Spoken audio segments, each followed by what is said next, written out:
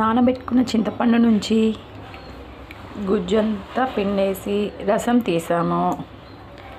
ఇక్కడ పక్కన మిర్చి స్మాష్ చేసుకున్నాం కదా, ఇందులో ఈ చింతపండు రసాన్ని మిక్స్ చేయాలి. ఇలా మిక్స్ చేసిన ఈ చింతపండు రసంలో onions,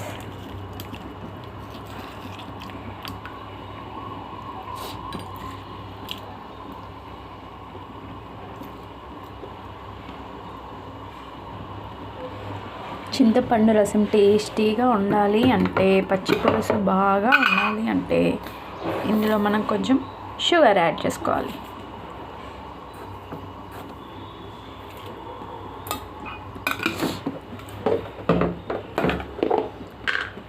sugar and salt already మనం ముందు యాడ్ చేసాం కాబట్టి కొంచెం సాల్ట్ అంతే. ఇందులో మనం పోపు పెట్టేసుకున్నామంటే పచ్చి పులుసు రెడీ. మనం ఇప్పుడు పోపు చేయడం కోసం ఆయిల్ తీసుకున్నాం.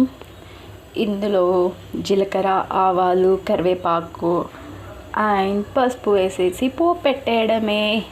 కావాలనుకుంటే ఎల్లిపాయ కూడా వేసుకోవచ్చు, కాకపోతే నేను వేయట్లేదు.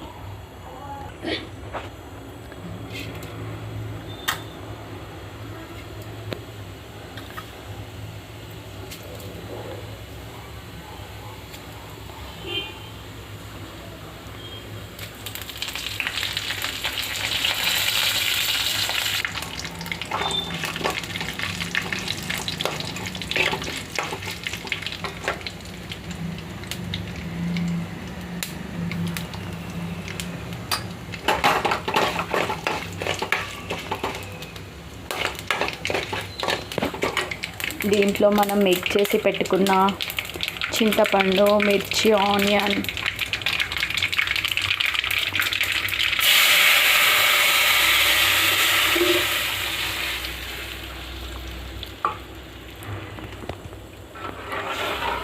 అన్నీ యాడ్ చేసేసాం. ఎంతో టేస్టీగా మన పచ్చి పులుసు రెడీ అయిపోయింది. బీరకాయ పప్పు, పచ్చి పులుసు, యమ్మీ యమ్మీ. ఇప్పుడు మనం వేడివేడిగా రైస్ పెట్టేసుకొని లంచ్ చేసేద్దాం. Bye. Please subscribe my channel please.